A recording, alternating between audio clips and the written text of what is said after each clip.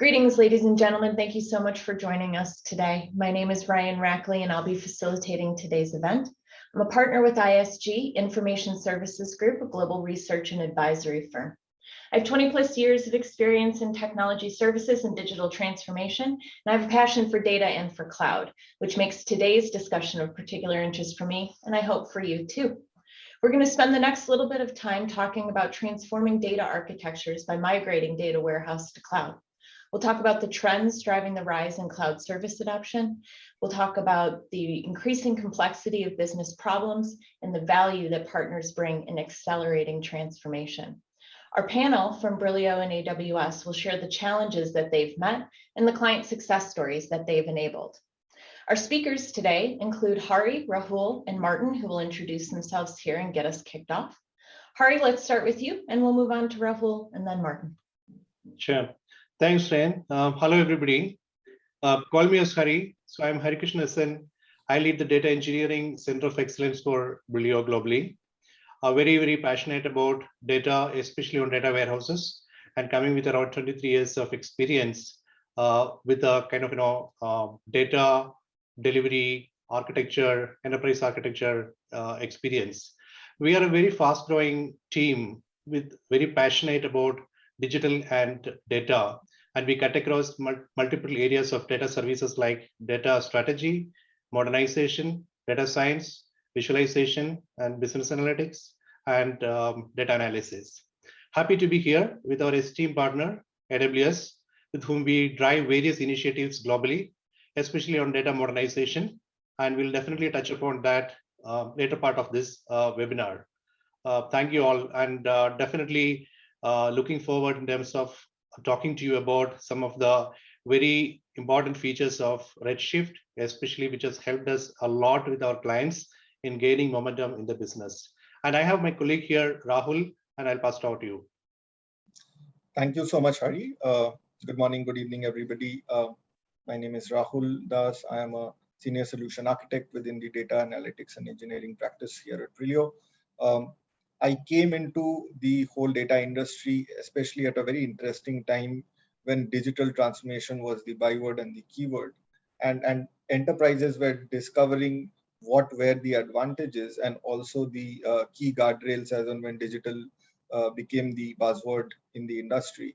And I've seen that shift from enterprises becoming digital and then talking about the debt of digital, where because if data is not there and data is not modernized, any systems of insight which powers any digital transformation may become irrelevant. So happy, very, very interested and looking forward to this webinar.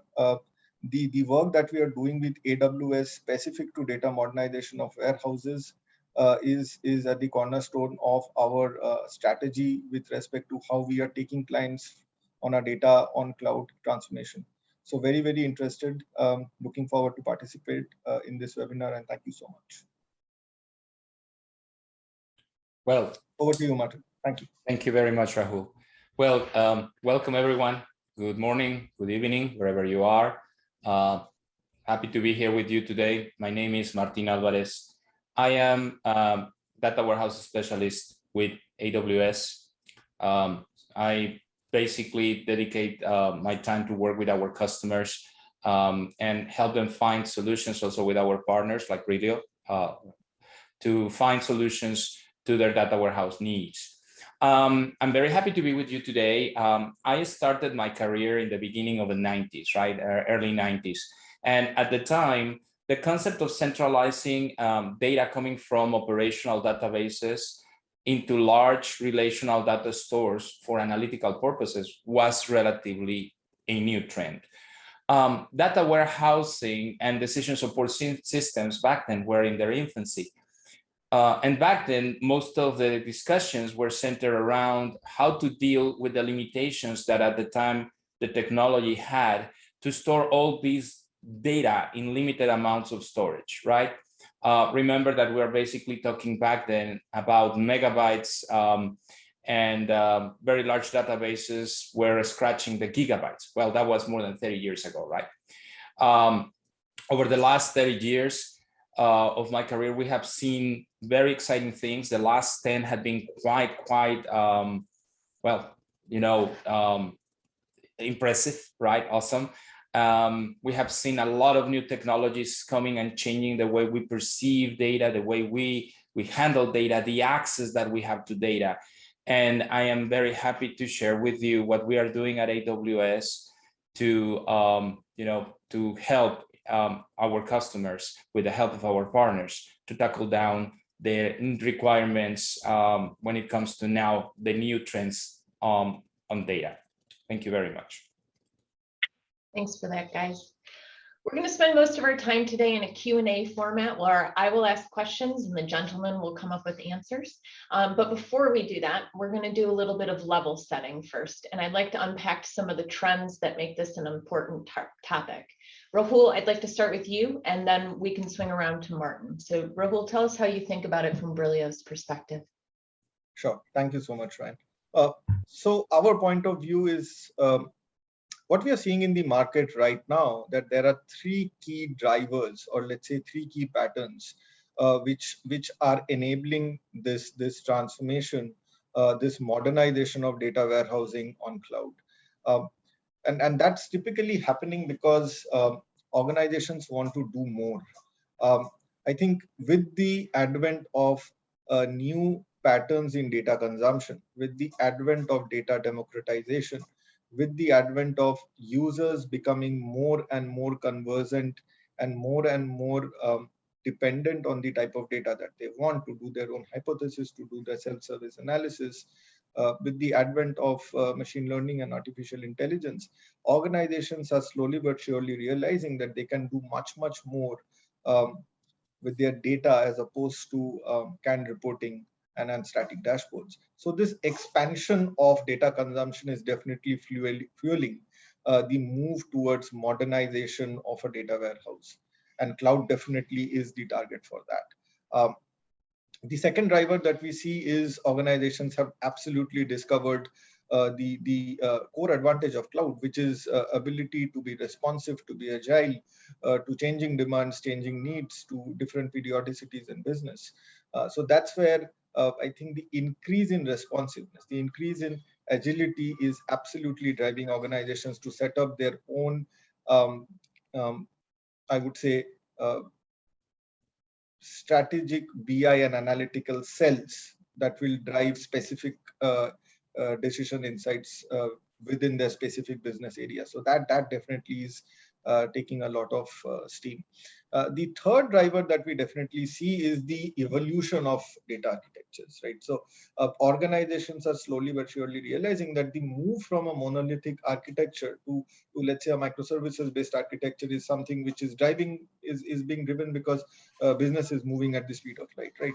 So in this kind of an environment, there will exist two different personas, right? So we will have one persona who has to cater to create organized, controlled, and ensure that the data is controlled in such a way that only applicable people have access to that, because that data is critical. It supports BAU. It is compliant to multiple regulations, right? So that data needs to be controlled.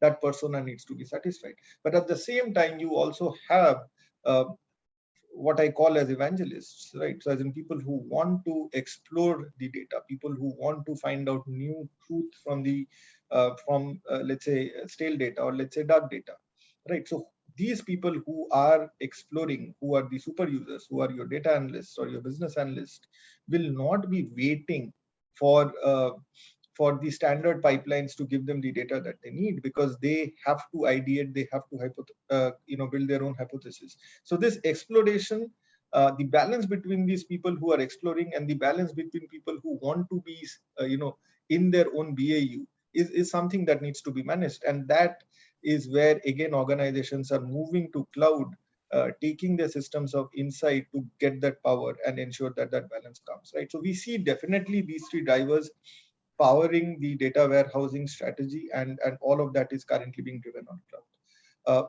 Martin, I would also like to understand from you, how is this currently being done on AWS? What are the trends that you are seeing specific to the areas that I spoke about, let's say data democratization? Yes. Well, Rahul, everything that you mentioned is something that obviously with let's call it with our AWS flavor, right? But it's something that we also perceive, right? Analytics at scale gives organizations the flexibility to align with new capabilities, with existing capabilities, but mostly what you call, data democratization. The key here is to cover for the user needs, different skill levels, right? The community of users is more diverse day by day, right? 30 years ago, the users of the data were very specifically defined, right? And over the last 10 years, more and more users inside organizations have come with new use cases for the data. So certainly we need to address these different skill levels, these different capabilities, and obviously these different expectations. So we call these the challenges of data analytics at scale. I have a slide here that basically summarizes those challenges of data analytics at scale, right? If we show the slide, and essentially what we see here is the need for integration of diverse data, the need to address the performance that users require, and obviously address all this under the right cost, right? Because, for example, in the first part, when we talk about integrating all these diverse data, this is what we have been calling time on and off the big data paradigm, right? Or the big data's definition, which is, you can call it with what many V's you want, right? Variability, volume, velocity, etc. But essentially what we are seeing here is obviously access to a very diverse variety of data, right? From different sources, not anymore just relational databases, right? We have seen this happening over the last 10, 15 years. But with that comes obviously multiple needs for analytics. There is the need for diverse types of analytics, diverse type of analysis. And with all that, customers want to have faster access to their insights, right? With all this volume that we are receiving that increases day by day, the demand for velocity also increases. It's not anymore a cool thing to wait 2 minutes for a query, right? We want to have the result in a matter of seconds, milliseconds if possible. And this comes to the next set of challenges, which is the technology has to be performant. It has to be able to deliver the insights faster, but making it easy for the operators of the technology to use it, right? So the systems have to be easy to use, override all that difficult to manage them. And all this has to also be scalable, right? Scaling is something that 10 years ago, 15 years ago, we were okay if it took us 2 weeks to get a new resource to increase the capability of our system. But now we want to do this in a matter of minutes, again, seconds if possible. And all this under a situation where costs have to be predictable. We don't want unpredictable costs. We don't want inflexible tools. And we certainly want to make sure that we are safe, that our data is secure and everything is compliant. So all these new challenges, right, take us for new trends. And these new trends are, we want serverless technologies, we want easy to use systems, we want scalable and elastic systems using the advantages of the cloud, right? We want to make sure that all this is the right amount of cost for the user, depending on their size and utilization. In other words, we don't want to pay a large amount of money just to get the solution as we were willing to do maybe 20 years ago. We now want to be able to turn on and off the billing depending on when we're using our technology, right? So paying on demand, using the advantages that the cloud technologies provide us to be able or capable to do so. On top of all that, these systems, right, have to be capable to cater to different needs of the users, and the data has to be available, right? It has to be ubiquitous, has to be available to all these different applications. It's not a good idea anymore to silo the data behind a system, because we have so many different services, we have so many different tools, we have so many different user communities that want to take advantage of the data. So all these are the trends. Systems have to be capable to deliver, scalability, ease of use, have to be, available on demand, and they have to be accessible in cost. And at AWS, we keep defining our strategies and the new features of our services to achieve those requirements. We keep evolving them. We will talk a little bit about our data warehouse service, which is Redshift, and what is that we are doing to address those requirements in a little bit more. But yeah, that's what we are seeing. That's what the trends that we're seeing. These are the challenges that we are addressing with our technologies. Very interesting. No shortage of challenges to be addressed. So let's move on to the questions if we can. And we're going to pick up right on that topic of challenges. Data warehouse migrations to the cloud are challenging for organizations, in part because of the large volume of stakeholders that are involved. You both just talked about the communities of users. A friend of mine put it this way: the organization has antibodies to this work. So my question is, how do you go about addressing that complexity and the dysfunction? And Hari, let's start with you. Yeah. So thank you for asking this question, Nurain. Martin has touched upon a lot of important areas and some of the challenges as well. So let me re-emphasize some of these challenges that we come across on a day-to-day basis when we engage with our esteemed clients, right? So one is definitely the assessment of the current IT systems.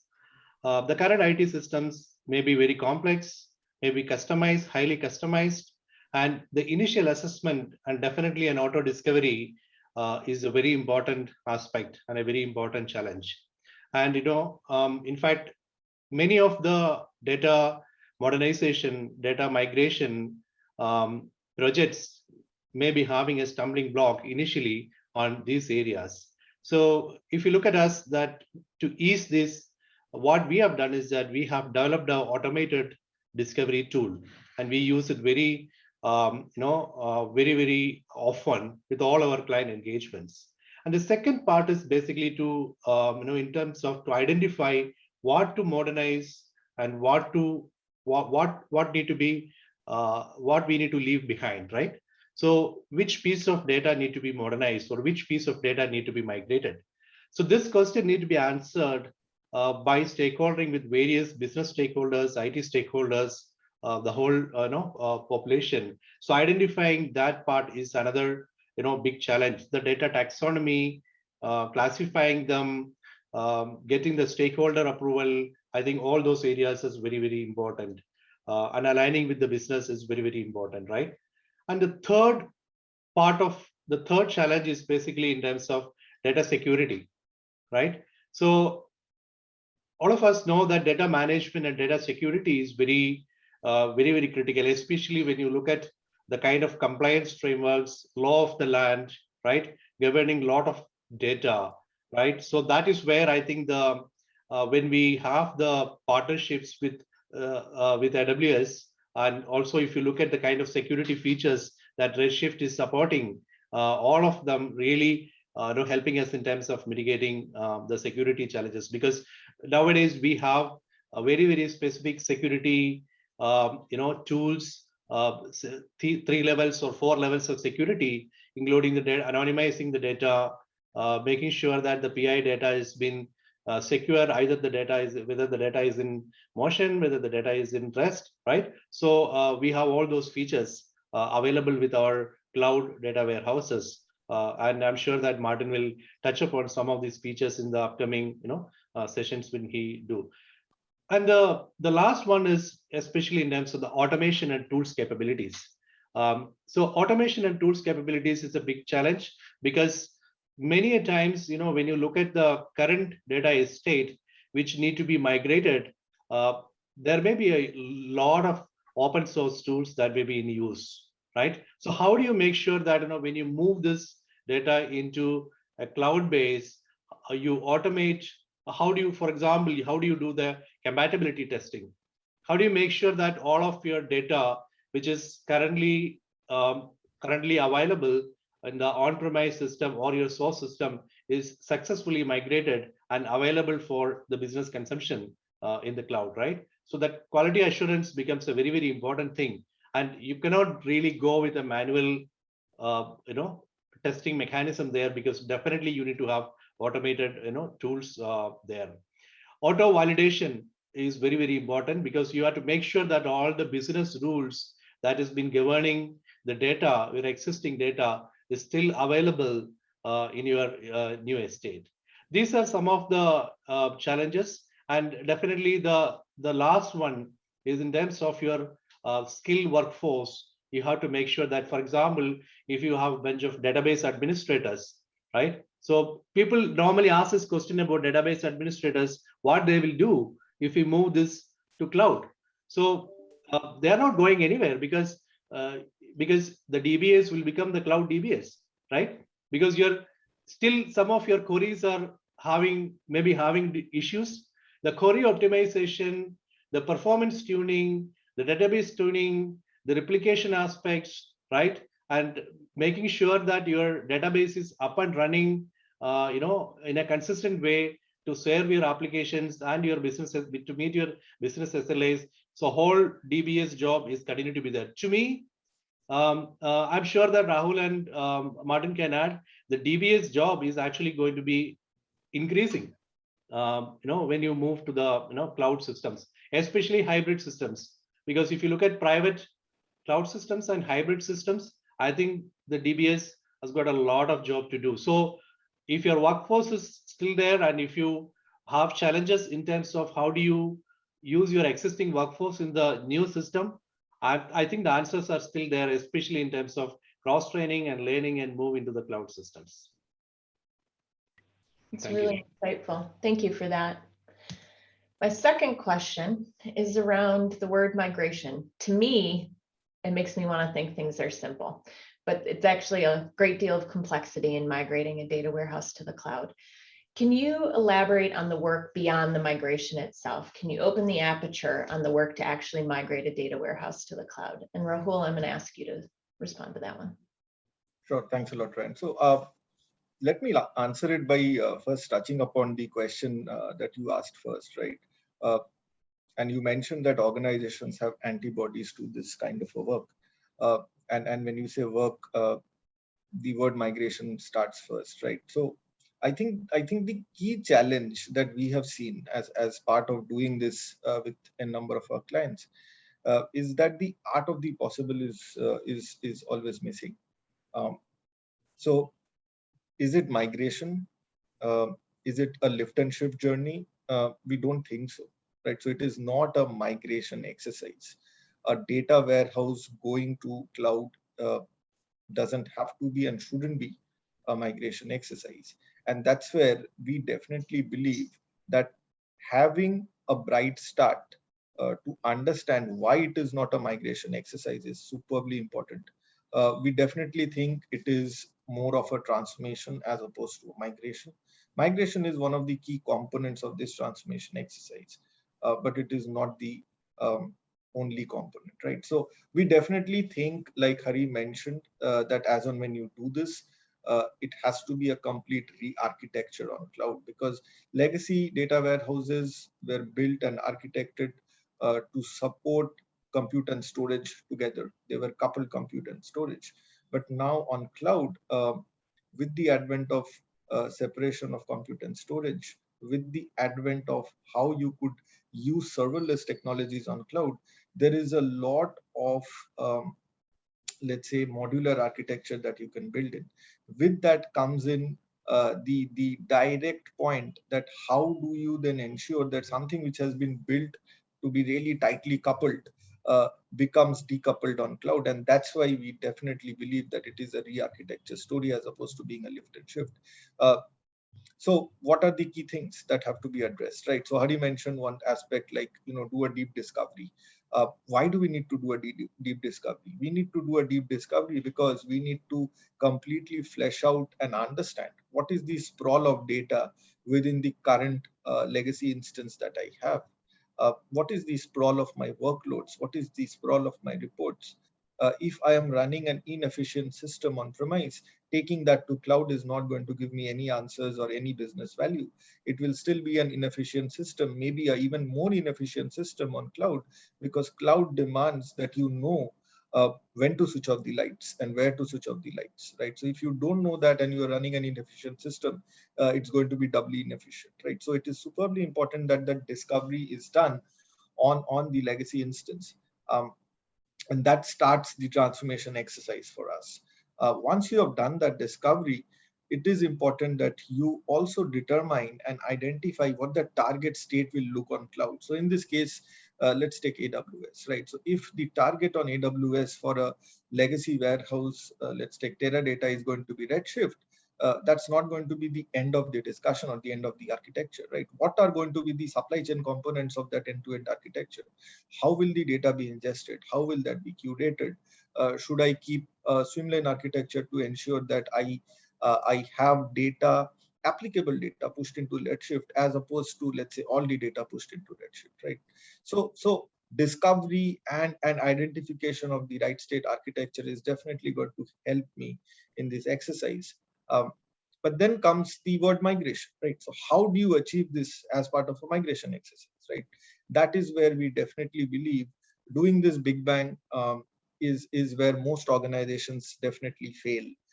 Doing this in a phased-wise, priority-based approach where you identify priority, you identify criticality, and you take baby steps on the cloud platform definitely is a greater path or a better path to success.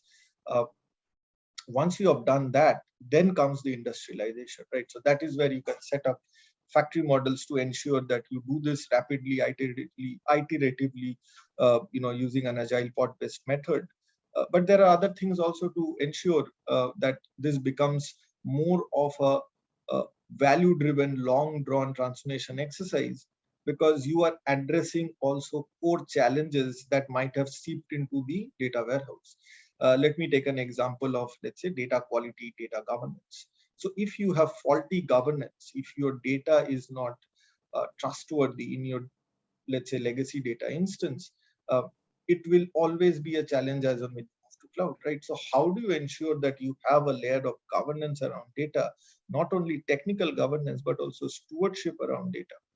Hari touched upon the capabilities that would have to be evolved, right? So how do you ensure that a data capability or an operating model is created to govern the structures around data, to govern and to ensure that people who are operating that data, working on that data, know what are the things to do, what are the things to operate on? And finally, the thing that we definitely see is when to switch off your on-premise, right? So you have moved to cloud, but you definitely need to switch off on-premise because you cannot keep on running both the systems.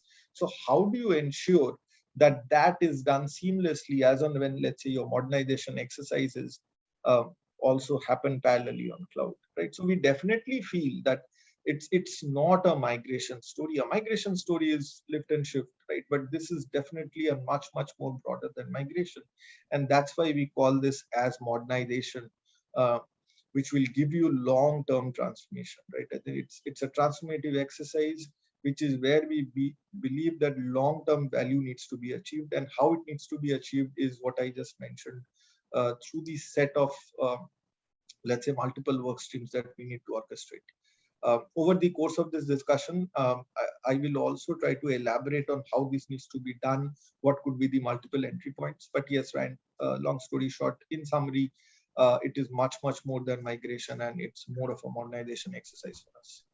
That's a really helpful perspective to kind of put it all in the context. I understand that Brillio and AWS are collaborating on a data warehouse modernization program. What can you tell me about that? And let's hear from Martin on this one. Well, so let me start by, addressing, first, I'm going to address what we see as data modernization, right? I mean, Rahul right now covered the process of migrating from a traditional or an on-prem technology to the cloud, right? But he also said something, he used the word, the art of the possible, right? The phrase, the art of the possible. At AWS, we see this opportunity when you migrate from an on-prem technology, in this case, a data warehouse, over to the cloud, as an opportunity to improve and modernize the flow of data. So let me put it in this perspective. We have a very competent, very modern solution for data warehousing, which is Redshift. So if a customer just wanted to leverage and move their data warehouse on-prem to the cloud and just keep doing things the way they are doing them, essentially, right, as far as the way data is being centralized in the data warehouse, now have it in Redshift and take advantage of the many different features that cloud technology offers, well, that is certainly possible. But customers can go beyond that, right? And this is where I again readdress what Rahul said, the art of the possible. And this is where our trusted and our advanced partners like Brillio bring their knowledge to reimagine, to redesign how the data analytics environment can take advantage of new technologies, not only the data warehouse. So if we go, for example, to a slide that I have there prepared for you guys, where essentially shows what it is kind of a traditional approach on data warehousing, which was still using the data warehouse as a silo, right? The data warehouse as a silo. You could essentially do the same in the cloud, right? I mean, there are many other data warehouse platforms that allow you to run in the cloud, right? But they still pretty much follow the same approach of concentrating, of storing all of the data inside the data warehouse. And that in itself is a silo, right? Because we were talking about data democratization, we were talking about ubiquitous access, multiple services taking advantage of the data. But if you go and put your data again in a silo, such as the data warehouse, then you are essentially going over the same challenges. What happens when you have a new technology, a new tool, a new service, like let's say something like machine learning that wants to use that data, it will have to go and talk to your data warehouse, right? Because your data is encased in the data warehouse. If you want to open the data for other areas, you will have to connect to the data warehouse. So the data warehouse essentially becomes a silo. And not that it's wrong, but it's kind of the traditional way things have been done over the last 30 years. You could have a data warehouse in the cloud and still follow the same pattern, right? And this is where the art of the possible that Rahul was saying, and the opportunity to reimagine the analytics platform can take place. And this is where we, with our technologies, and when I say we, I'm talking about AWS, when AWS with their technologies, the way we design the approach, the way we add features to, in this case, our data warehouse solution, which is Redshift, opens for a set of possibilities. And where our partners with experience like Brillio can come and help customers to take advantage of this vision, of this way of doing better, of modernizing the data platform.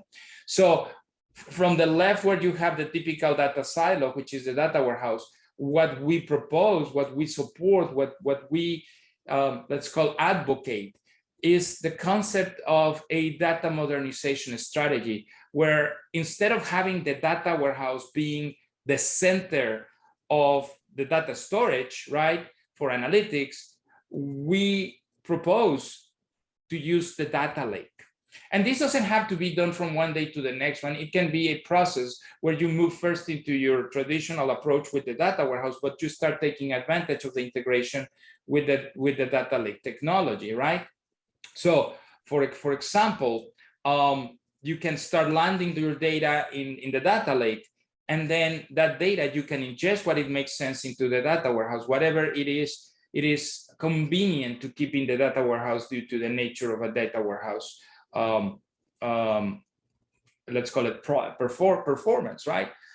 But instead of, again, of having the data warehouse at the center of all, we propose to have an ubiquitous, accessible, open, standard, friendly technology, which is the data lake, right? And the data lake is a concept, right? You can use different technologies to build a data lake. In this case, we propose S3, which is our object storage, because it's the many different features and advantages. Among them, the fact that it is created to be easy to access, but robustly secure, right? The fact that you can set up above it, and again, I will quote Rahul again, right? Governance, right? The fact that you can set up governance around the data lake. So in summary, this is the possibility of redefining the way you are doing things to modernize your platform, not only from a data warehouse aspect, but for your complete the data analytics platform. And again, having the data in the data lake, you need to build features that allow, in this case, the data warehouse technology, which is Redshift, to communicate with this data store. Now, not only that one data store, there are other services and other data stores as part of this, let's call it ecosystem, right? And we have built also federation capabilities into Redshift to be able to communicate, to run queries, right? To federate queries to other databases, right? So in all, our data warehouse technology doesn't aim at becoming a silo.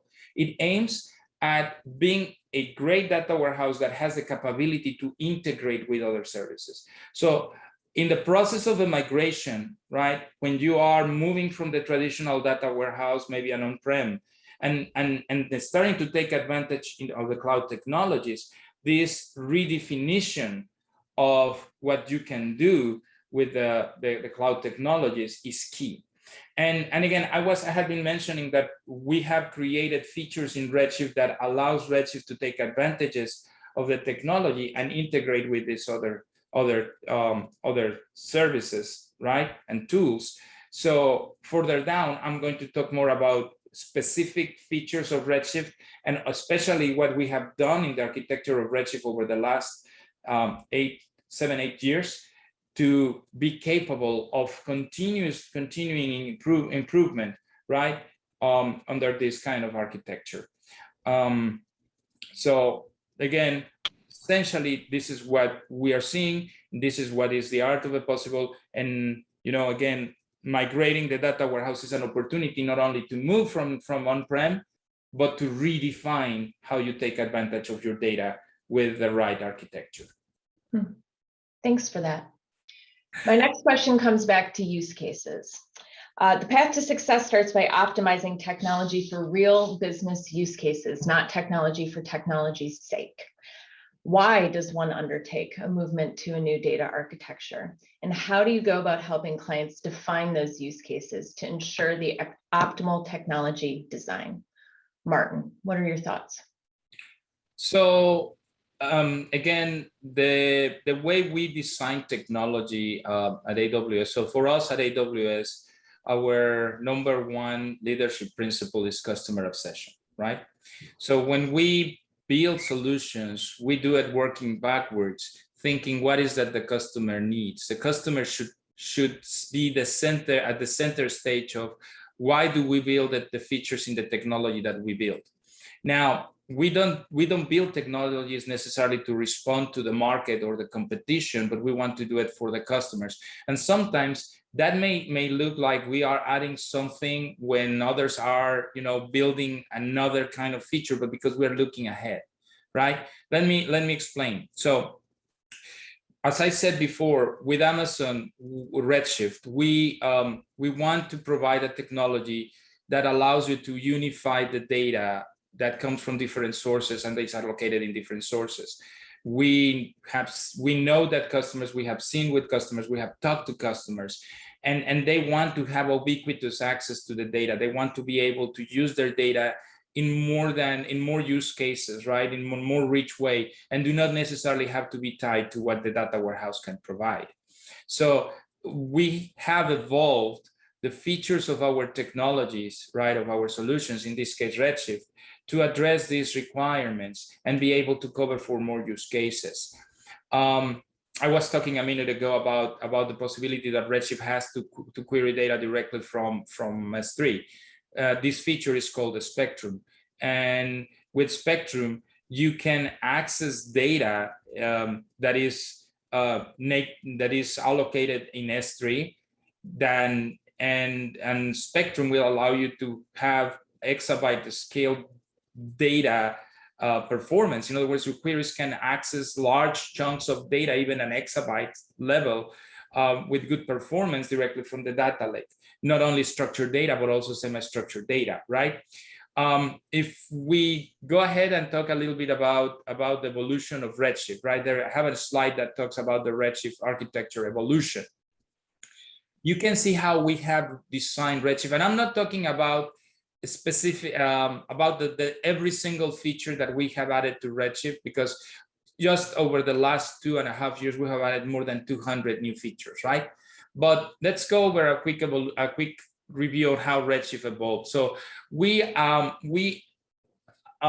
made Redshift generally available in 2013. At the time, the first cloud data warehouse managed service. And again, back then what we saw is customers wanted to have a data warehouse that was more elastic, that you were going to pay for what you used, and that you wanted to have less, let's call it less management around the technology. So Redshift was an immediate success, with thousands of customers adopting Redshift, because we made data warehouse easier than what it was at the time.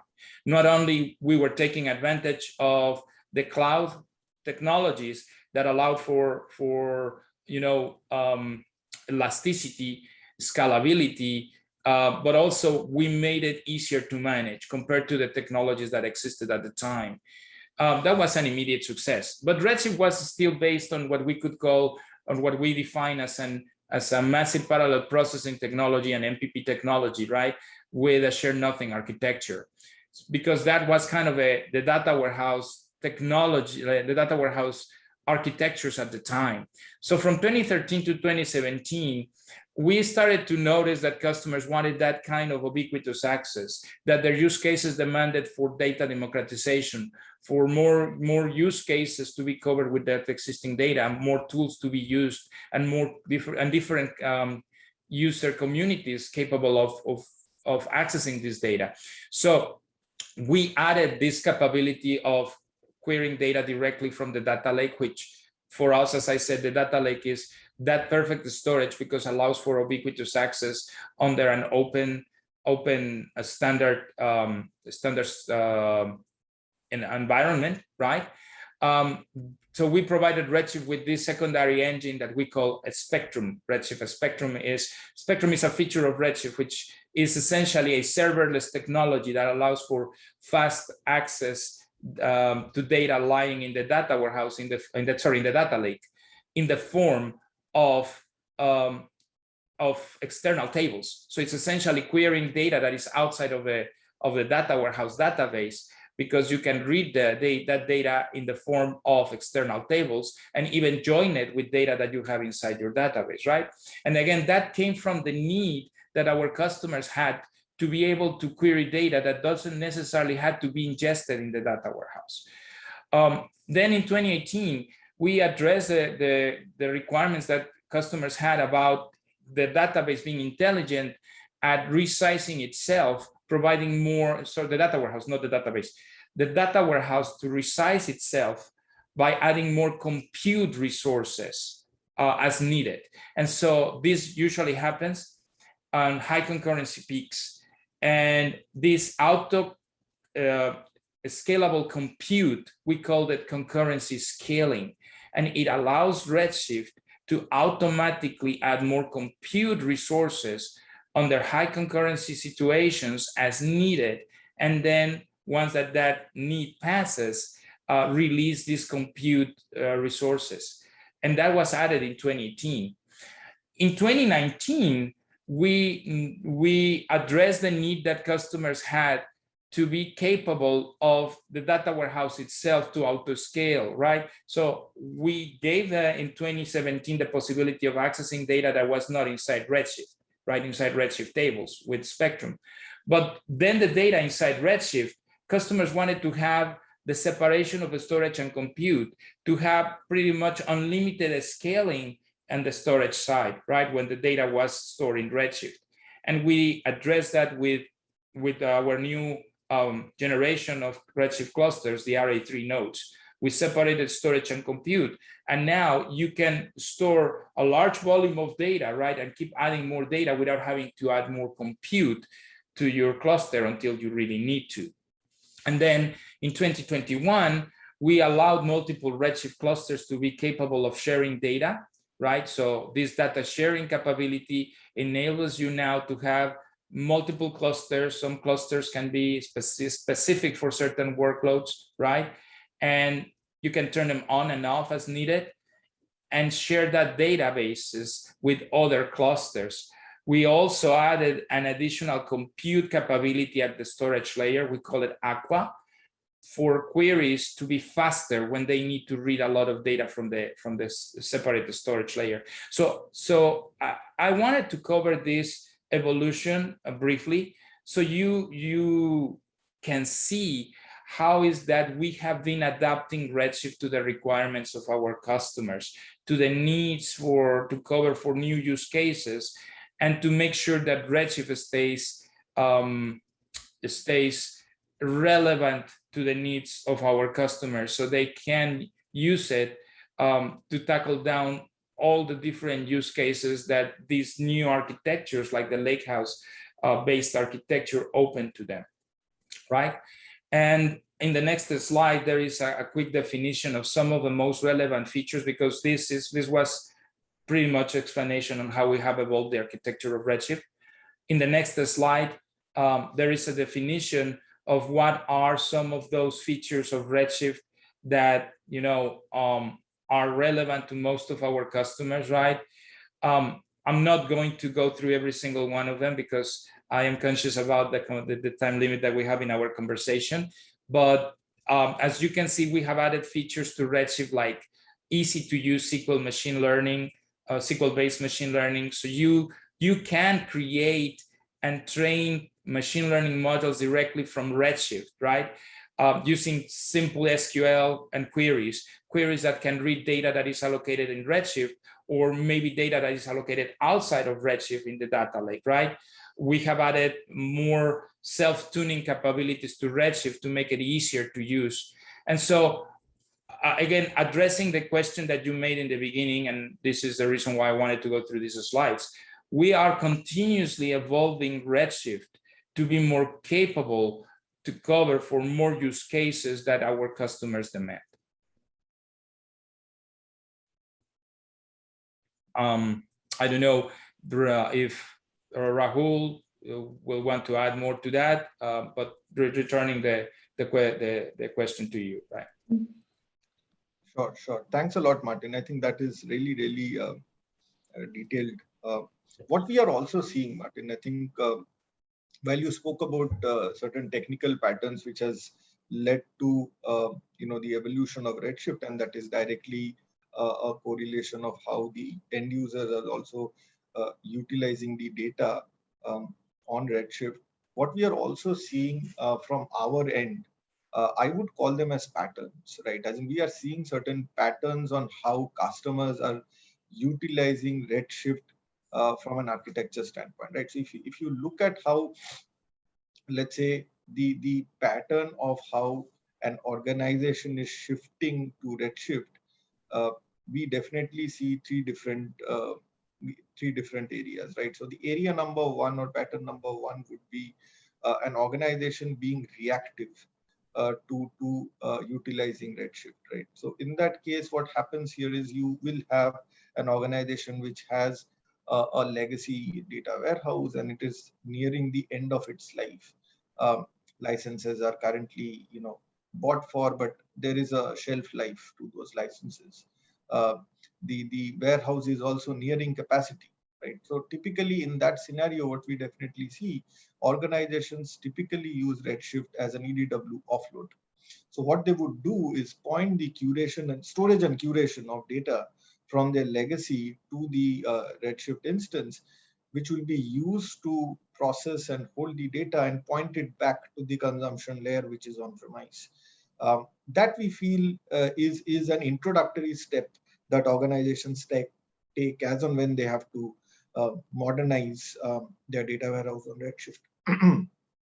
What we definitely also see is organizations who are living in both the cloud and on-premise, right? So you have organizations who have slowly but surely matured, let's say, few of their business applications on cloud. Let's say, PeopleSoft going to HCM, or let's say their current sales application, they're moving to Salesforce, right? So all of that happening also gravitates and ensures that there is a need for the data gravity to also move to cloud, right? So in this case, what we typically see organizations utilize Redshift from a perspective of doing fast BI, because these applications are already on cloud, and the users who are also using these applications predominantly tend to be little more data savvy. They would want to leverage Redshift from those aspects, right, to be the layer for any kind of fast BI.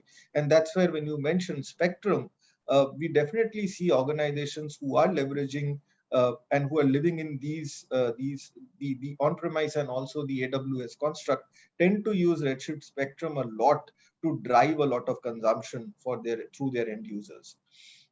What we see also as the final pattern are organizations who are completely on cloud, right? So be it the capital ones of the world who have completely shifted to cloud, they are utilizing Redshift to drive their end-to-end consumption, right? So none of it stays on-premise, everything is on cloud.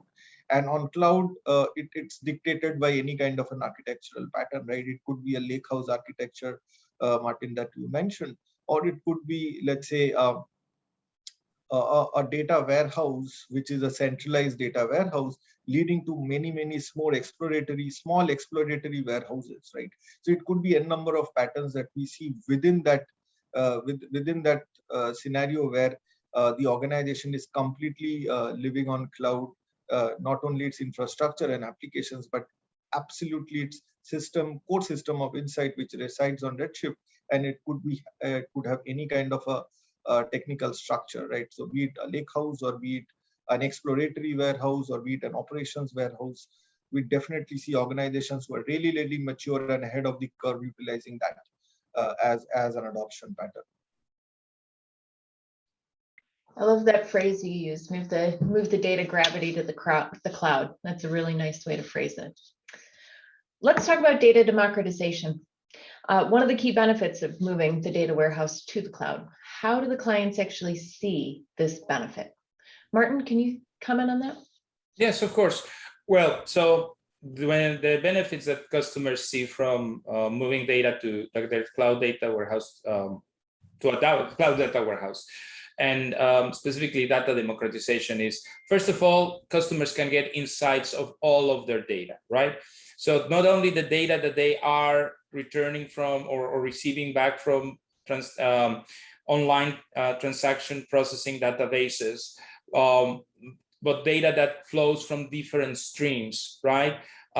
Be it a web application, be it sensors from IoT devices, right? And their typical relational databases. They can get insights from all of the data. Again, that's the main reason why we want an ubiquitous data store where the data lands first, being the data lake, right?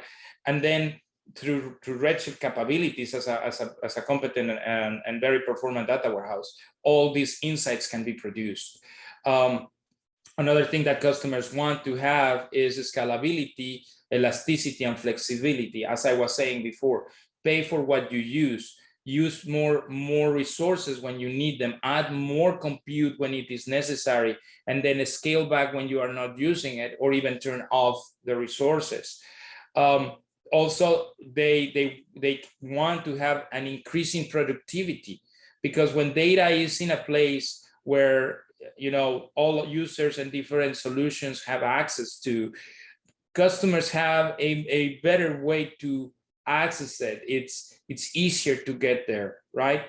And finally, all this has to be done being conscious of costs. one of the beautiful things about this type of technology, right? As I said before, I have been in this industry for 30 years.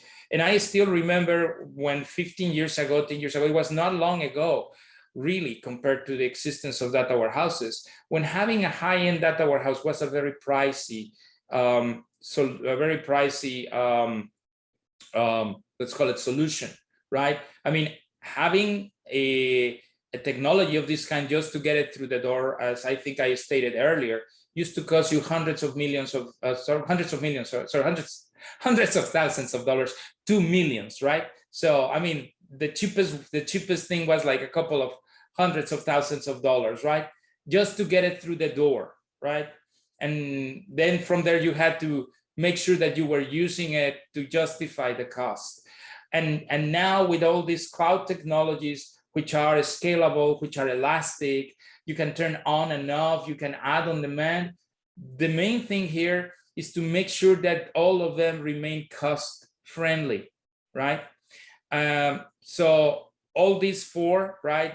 Insights, elasticity, being capable of producing the insights from all of your data, get elasticity and flexibility, increase productivity, and all this done under the right cost approach are important, but also being safe, security, right? Because one of the main paradigms that usually our customers have to break is when I move the data from my site, from my on-prem location to the cloud, I am afraid that it will be less secure. It's not under my control. So it's like thinking that I'm taking my money away from, from my money vault at home, right? My safe at home, and putting it in a bank. So it's not anymore there where I see it, and now it's in a bank, and I'm not sure that it will be safe, right? So it's kind of the same thing with data, right? The first fear to break here is I'm moving my data over to another place, and I want to make sure that it will be safe. And there are many, unfortunately, examples of situations where customers had been hacked directly on their on-prem data centers, right? We could talk of some of the most sounded ones, but reality is that data is safe if you have the right infrastructure and the right people protecting it, not because you have it on your on-prem side, right? So that is important. So data has to be safe. You have to feel that you're putting your data in the right hands. And on top of that, that due to all the regulations, right, you are being compliant with whatever regulations your industry asks for. So all these five are important, right, for customers. That's really great. Thanks for that, Martin. My last question. Partners are often key for successful data warehouse migrations to cloud. It's rarely as simple as just telling the current team to make it work. How do you work with the current teams? What skills and accelerators do you bring as a partner? And how would you advise IT leaders to approach a migration given this tension? So Rahul, why don't you go ahead and take that one? Sure. Thank you so much, Ryan. So our point of view is that this does not have to be a big bang approach. We definitely believe in having a phased out plan and a strategy towards execution at scale.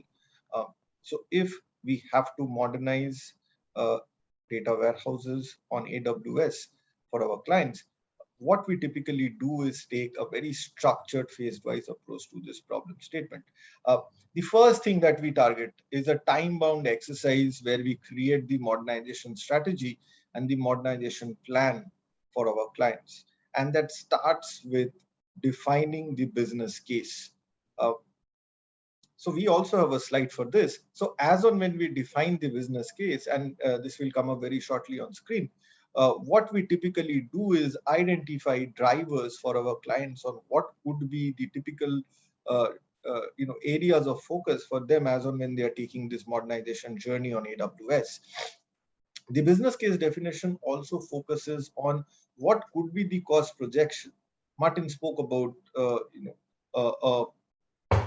legacy warehouse costing millions of dollars in licensing on a year-on-year basis, what would be the cost projection that we provide to clients on a year-on-year basis, especially because cloud is such an evolving landscape. You are adding services, you are changing functionalities, you are adding more functionalities on specific services also, like Redshift, right? So what is the cost projection becomes a very, very important consideration in order to decide what should be the adequate and applicable journey, or let's say the modernization journey that we take for a data warehouse on AWS.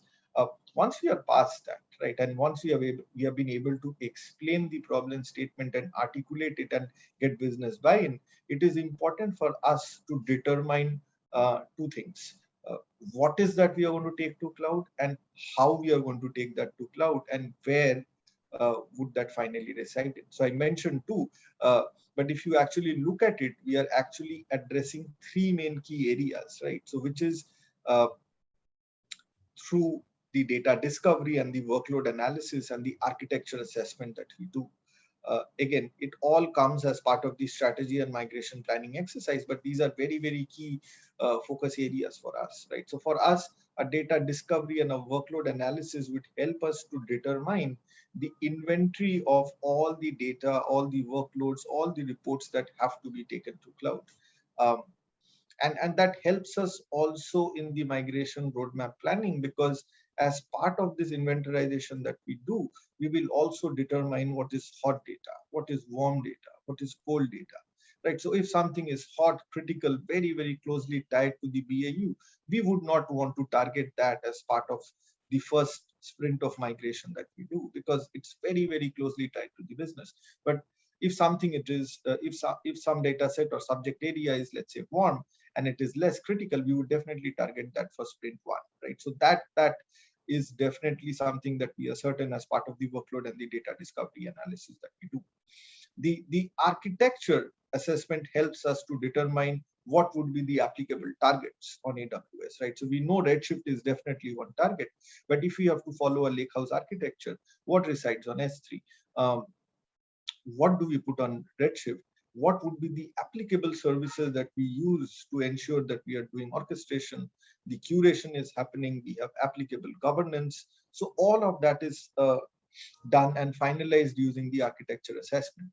And using these two as outputs, we then proceed to the migration roadmaps and the migration planning, which is where we clearly chart out how will the migration happen with respect to the data, the workloads, and on what targets will it actually happen, right? So the sprint one, sprint two, and the multiple sprints that we define thereafter is all determined as part of the migration roadmap planning that we do. So all of this is a time-bound exercise that we perform with our clients, and this is what we call as the modernization strategy, the migration planning exercise for a warehouse to be moved to AWS. Post that actually is the long drawn out migration execution at scale, right? So it is not only just migration, like I mentioned earlier also in the talk, we have to handle multiple work streams, right? So how do you ensure multiple work streams get initiated, get actioned upon as and when required? You definitely need an execution office. So we definitely believe that an overarching governance, overarching program management has to be provided by this execution office. And through this execution office, I will initiate multiple work streams. So number one, obviously, is the migration work stream. And as on when I do my sprint one, my sprint two, I move to industrialization using a pod model. That is definitely number one work stream in our mind. But how will the migration take place if there is no platform? So we definitely need a platform stand-up team, which will ensure that whatever are those components that I have determined from the architecture assessment are made ready, made available for the migration team to start work on.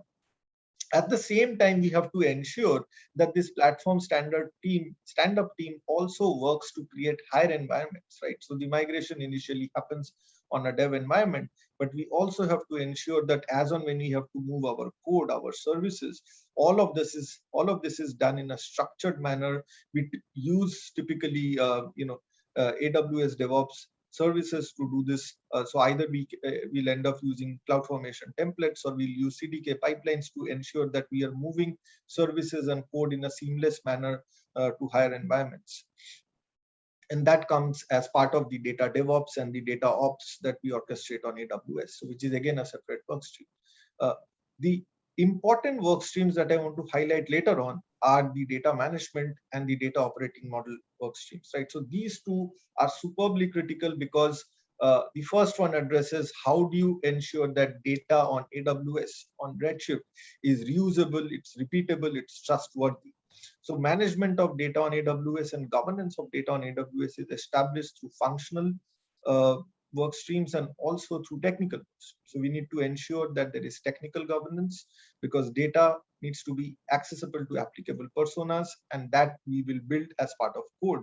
We will ensure that we encrypt the data using KMS. But at the same time, if I move my attention to data operating model and change management, it is basically impacting way of work. How people work on AWS is also an important consideration for us, right? And as part of the execution office, we need to partake on an activity which will ensure that we do a dipstick on what is the current capabilities, right? So if you have users who are more SQL minded, would they be okay working on a Jupyter or a Python notebook, right? That is a conversation that needs to be had. If your users are typically SQL minded and you would want to use SQL itself, can they start using Athena, and can subsequent training sessions for them be conducted? So that change of way of work, change in way of work is superbly critical, and all of that gets orchestrated through a data operating model for us.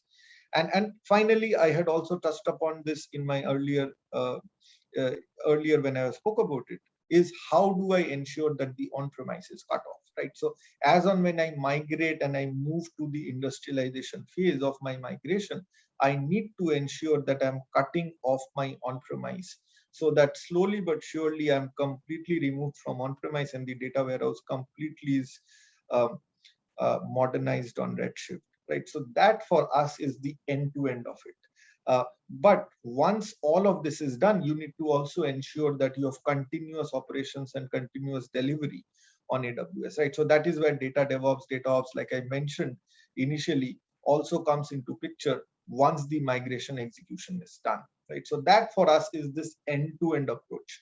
And in this whole end-to-end approach, end-to-end journey, the transformation that is happening that I spoke about, we use a lot of our in-house accelerators, which is powered by the Brillio.1 platform that we have. So it's a proprietary platform that Brillio has built. As a digital first organization, we definitely believe these kind of transformation exercises should be expedited using use of technology, use of accelerators, homegrown assets that we have. And we have assets which will target each and every one of these work streams, which you see. Either on the strategy and migration planning or in the migration execution at scale. So we drive strategy and migration planning through a discovery asset that we have built, which looks at legacy data warehouses, understands what's the sprawl of data, and gives out applicable insights. We target migration execution through migration assets, be it, let's say, a data movement asset, or let's say a data validation asset, or let's say a data DevOps or a data ops asset on AWS. We have core assets for each of these focus areas. And as on when we move to conversations around data management and data governance, specific to areas around data security, because that's what organizations want. The confidence that data would be secure on AWS as on when we put it there, we have multiple assets to ensure that specific to services that you create, that you orchestrate on AWS, let's say with respect to, let's say, data compliance, with respect to data security at rest, with respect to data classification, with respect to data loss prevention, we have applicable assets for each of these. And that's how we ensure that this journey is orchestrated in such a fashion that it provides operating efficiencies to the client, and all of this is executed through our Brillio.1 platform. We have been doing this for multiple clients. there is a customer story that I also have. And in that customer story, we have actually done this, I will not say end to end, but we have touched a lot of these focus areas, because all of this depends on how the client also wants to partake on this journey, right? So this was a leading utilities energy provider who came to us with a key problem statement, and that problem statement was, how do I modernize my Teradata? So we started first by asking, do you really want to modernize your Teradata, or do you want to take it to a next gen platform? And that next gen platform definitely should be and could be AWS, right? So there was a discussion that we had where we helped them through art of the possible conversations, through a POC based approach, to first understand if AWS would be the target cloud platform for them. And as on when that was justified and that was validated with the client, we took them through an architecture definition exercise, where the objective from our end was basically to define the components of that end-to-end architecture on AWS. So be it with respect to ingestion, on how the data would be ingested, what would be the components of data of the data ingestion strategy, with respect to the data curation strategy, how will the data reside within, let's say, the data lake that we build on AWS, and then finally, how will the data be provisioned and published on Redshift? Because Redshift for us was always going to be the target, the end target, right? So how will the data, or let's say the applicable data for consumption, be utilized, or let's say be stored on Redshift, right? So this whole logical progression of data, starting from the data residing in the S3 buckets as part of the overall lake, and then the final movement of the applicable provision data into Redshift, we were able to give visibility to the client as part of the architecture discussions. And then came the phased wise migration delivery that we did for this client, where we targeted low priority data sets as part of the prioritization exercise that we did earlier. And those low priority data sets were first actioned upon for the migration sprints. And as on when the client saw the benefit of this data being moved slowly but surely to the data lake and then to Redshift, there was greater confidence, greater operating efficiencies, greater reusability in terms of processes that we built in. And all of that ensured that over a period of 8 months, we were able to completely move that legacy Teradata to a data lake and finally put the provision data on Redshift. So this for us is a very, very good customer story, because we have done the end-to-end of it, right? So we have tackled the complexity of the data through the discovery that we have done. And if you see, we have also highlighted what was the data complexity. So we had around 800 database objects. We were handling multiple lines of business, and we were actually looking at a decent quantum of data. I will not call it huge volume, but a decent quantum, right? So it involved a discovery exercise, it involved an architecture assessment, then it involved the migration at scale, right? So again, to finally summarize, and again, getting back to your first question, right? Is it a migration story? No, it is not. It is an end-to-end modernization story, and that's how we believe that a data warehouse modernization on AWS should happen. Martin, if you want to add anything. No, I mean, you covered quite a very good perspective on how a competent and let's call it let me call it close to painless migration approach takes, right? And this is where it is important for us as AWS to rely on our advanced consulting partners like Brillio, experience and methodologies. They have seen different types of customers. They have worked with multiple sizes of customers. And so they have defined methodologies that can adapt to the customer needs. So as you can see here, a migration plan is not just, let's move your data from one day to another. It requires a process of understanding the data that the customer has, their requirements, and how most effectively move the data while preserving an unparalleled access to the existing system until everything is ready. So no, certainly these competencies like the ones Brillio has, which is, not only the migration consulting competency, but also, you know, the architectural and DevOps competency come into play.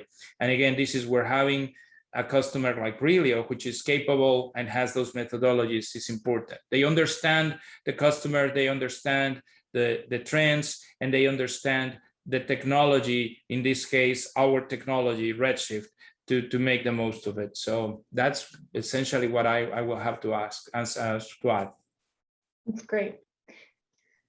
Hari, did you have something you wanted to add? Yeah, thank you. So I think the real example of how the blend of experience and tools, you know, between Brillio and AWS coming together and solving this business problems, right? I think that we heard that great story from Rahul and Martin. I think